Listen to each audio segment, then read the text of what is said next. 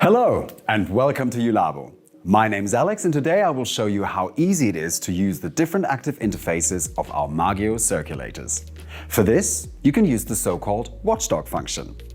The watchdog function ensures a reliable and safe operation in case the circulator loses connection to the data processing system, which means the MAGIO will not receive commands from the remote control anymore. Let's have a look at the MAGIO menu. You can find the watchdog function in the submenu Connect Unit. Here you can define a mode for the watchdog function. In the event of a communication failure, the unit will then go to the predetermined save state. First of all, you can activate or deactivate the watchdog function. As the first mode, you can define the save state.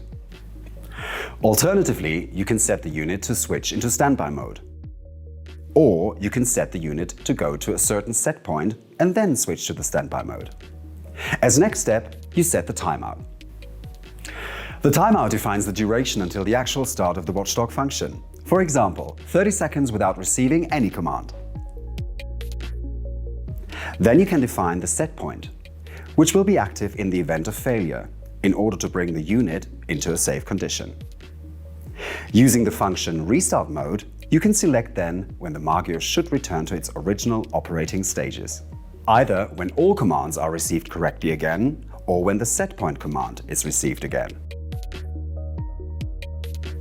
Then you can decide whether to create a warning signal or how to reset this warning signal manually or automatically. I hope this short tutorial was helpful for you. If you need more details or if you have any questions, please feel free to contact us at any time. Thank you and see you soon.